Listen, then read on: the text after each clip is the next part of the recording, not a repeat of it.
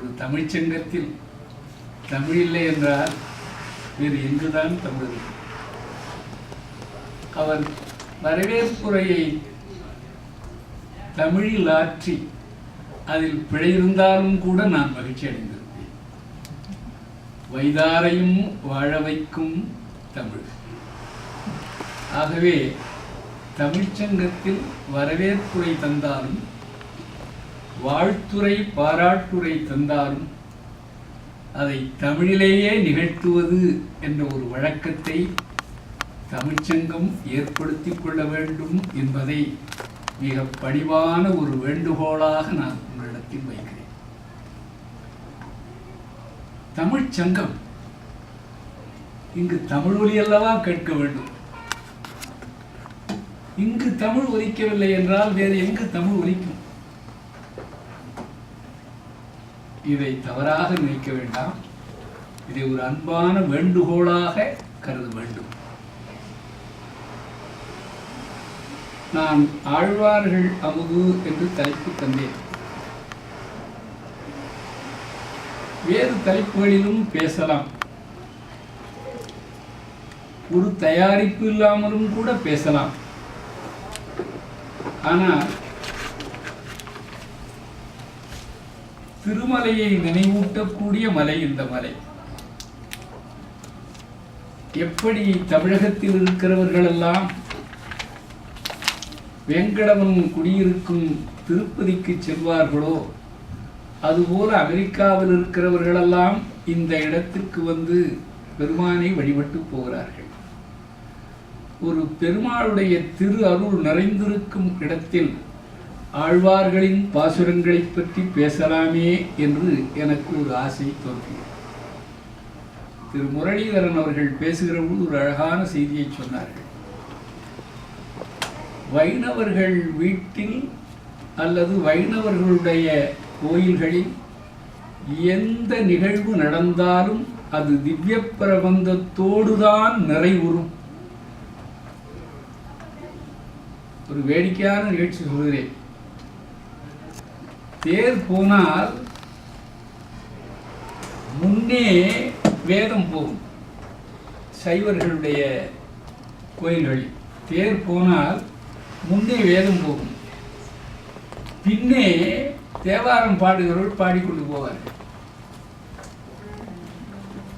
ஒரு முறை ஒரு ஓதுவார் கையில கொடை வச்சிருந்தார். நான் சொல்வது நடந்த நிகழ்ச்சி. பின்னாடி ஓதுவார் போகும்பொழுது யாருமே ஓதுவார் என்ன பாடுறாருங்கிறத கேட்க மாட்டார்கள். பல பேருக்கு அந்த நிவேத்திய தட்டு கொடுத்தமே அதில் 2 தேங்காய் மூடியும் அந்த அர்ச்சகர் திருப்பி கொடுத்துட்டாரா இல்லை ஒன்று தான் கொடுக்குறாராங்கிறதுலாம் கவலை இருக்கும். அதை வாங்கின உடனே வீட்டுக்கு போயிடுவார்கள். அதனால பின்னாடி வரக்கூடிய ஓதுவார்கள் என்ன பாடுறாருன்னு கேட்க மாட்டார்கள். ஒரு ஓதுவா மூர்த்திகளுக்கு இந்த கொடை என்ன விலைன்னு கேட்கணும்னு ஆசை. அவர் என்ன பண்ணார், இந்த குடை என்ன விலை அப்படின்னார். அவர் அந்த குடை 6 ரூபாய் அப்படின்னு பாடிட்டு போயிட்டார். இது சைவர்கள் கோயிலில் நடந்த ஒரு நிகழ்ச்சி. பெருமாள் கோயிலில் அப்படி இல்லை. தமிழுக்கு தான் முதல் இடம். குமரகுருபரர் அப்படிங்கிற ஒரு சைவ பெருமகனார் சொல்றார், பழமறைகள் முறையிட பைந்தமிழ் பின் சென்ற பச்சை பசும் கொண்டலே. வேதங்களெல்லாம் ஐயோ என்னோட வரக்கூடாதா என்று முறையிட தமிழுக்கு பின்னே போன பெருமாள் என்று பெருமாளை பற்றி குறிப்பிடுகிறார். மீனாட்சி அம்மன் பிள்ளை தமிழில் திருமாலை பற்றிய பாட்டு. அதனால் ஆழ்வார்கள் வைணவர்களுடைய சொத்து. வேதாந்த தேசிகன் என்று ஒரு பெருமகனார், அவர் சொன்னார், வேதத்தை படித்து புரியாத பல செய்திகளை இந்த ஆழ்வார்களுடைய பாடல்கள் எல்லாம் படித்து புரிந்து கொண்டே செய்ய தமிழ் மாலைகள் நாம் தெளிய ஓதி தெளியாத மறைநிலங்கள் தெளிகின்றோமே என்று பாடியிருக்கிறார். சரி, ஆழ்வார்கள் என்றால் யார்? ஆழ்வார்கள் என்ற சொல்லுக்கு ஆழங்காற்படுபவர்கள் என்று பொருள் சொன்னார். ஆழ்வார்கள்ங்கிற சொல்லே ஏதோ கொஞ்சம் புரியற மாதிரி இருக்கு. ஆழங்காற்படுபவர்கள்னா புரியல. சிம்பிளிசிட்டின்னா என்னன்னு ஒருத்தர் கேட்டான். அனாஸ்டன்டேஷியஸ் சிம்பிளிசிட்டியே புரியுது அப்படின்னு. ஆழ்வார்கள்ங்கிற சொல்லுக்கு என்ன பொருள்? நான் வேடிக்கையா ஒரு நிகழ்ச்சி சொல்றேன். நானும் என்னுடைய பையனும் ஒரே அறையில் இருந்து படிக்கிற வழக்கம். என்னுடைய பையங்க இங்கே 2 பேர் இருக்கிறார்கள். ஒரு பையனுக்கு அருண்மொழின்னு பேர், இன்னொரு பையனுக்கு மாதவன்னு பேர். அருண்மொழின்னு என் பேர் வச்சிருந்தா சேக்கிழாருடைய பெயர் அருண்மொழி என்பது. மாதவன் என்று என் பேர் வச்சேன்னா எனக்கு வைணவத்தில் ஈடுபாடு இருந்தது, அதனால மாதவன் பேர் வச்சேன். நானும் அருண்மொழியும் ஒரே அறையில் உட்கார்ந்து படிக்கிற வழக்கம். அருண்மொழி நல்ல பையன்தான், என் பேச்சை கேட்குற பையன்தான். அப்பவும் கேட்குற பையன், இப்பவும். ஒரு நாள் படிச்சுக்கிட்டே இருக்கும்பொழுது ஏதோ பார்த்து எழுத வேண்டியிருந்தது. பேனாவை கொடுப்பா அப்படின்னு கேட்டேன். பக்கத்தில் உட்காந்து அருண் பேனா கொடு.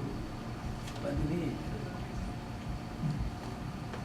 ஏய் அருண் கொஞ்சம் பேனாவை கொடு.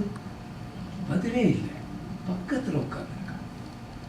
2 முறை பக்கத்தில் இருக்கிற ஒருத்தர் போய் ஏ அருண் பேனாவை கொடுன்னு கேட்டோம். ஏன்னு கேட்கலன்னா நம்ம கோவப்படாமல் இருந்தா நாம மனுஷனா? எனக்கு கோபம் வந்துட்டு, ஏய் சனியனே ஒன்னதாண்டா, ஏன்பா கூப்பிட்டியா? இப்படிதான் கூப்பிட்டா நீ ஏன் என்று கேட்பேன்னா முன்னாடியே கூப்பிட்டு என்னப்பா கொஞ்சம் பேனாவை கொடுப்பா, என் பேனாவில் இங்கு தீர்ந்து போச்சு. என் பேனாவில் இங்கு தீர்த்து போச்சுப்பா, நீயே போட்டுடுப்பான்னா.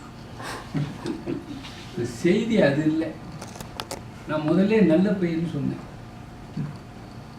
இதுக்கு முன்னாடி எல்லாம் நான் படிச்சுக்கிட்டே இருக்கும்பொழுது ஏன்பா கூப்பிட்டியான்னு கேட்பான். நான் எங்க கூப்பிட்டேன்? கூப்பிட்ட மாதிரி இருந்ததுப்பா. ஏன்னா அப்பெல்லாம் டெக்ஸ்ட் புக் படிச்சுட்டு இருக்கேன். நான் இன்னைக்கு கூப்பிட்ட அன்னைக்கு வெள்ளிக்கிழமை ஆனந்த விகடன் வந்திருக்குது.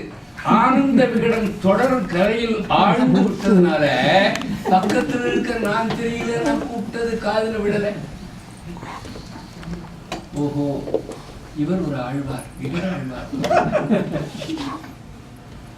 நம்மில் விகடாழ்வார் உண்டு, குங்குமாழ்வார் உண்டு, குமுதாழ்வார் உண்டு. ஆனால் நமக்கெல்லாம் ஆழ்வார்னு பேர் இல்லை. ஒரு 12 பேருக்கு தான் ஆழ்வார்னு பேர். ஏன்? அவர்கள் ஆழ வேண்டிய பொருளில் ஆழ்ந்ததால் ஆழ்வார்கள். நாம ஆழ வேண்டாத பொருளில் ஆழ்ந்ததனால் நமக்கு ஆழ்வார்கள் பேர் வைக்க முடியாது, வீழ்வார்கள்னு வேணா பேர் வைக்கணும்.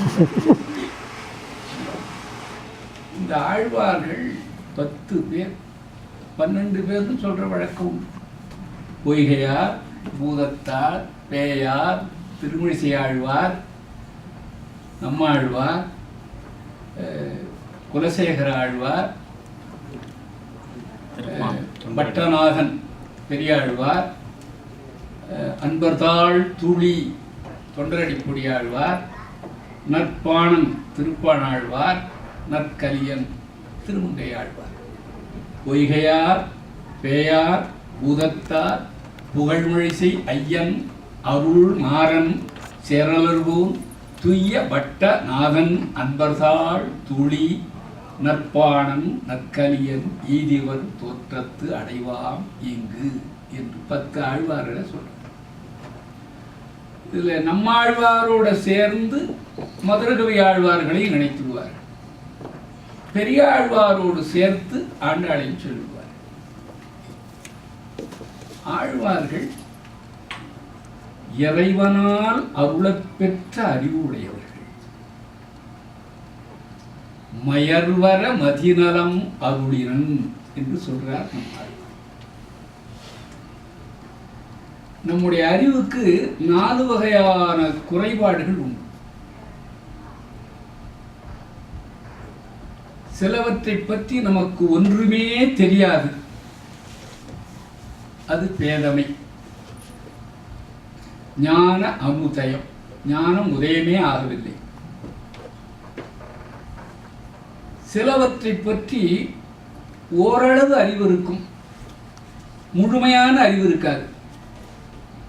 அறிவும் அறியாமையும் கலந்திருக்கும், அது புல்லறிவு, அந்யதா ஞானம் வடமொழியில் சொல்வார்.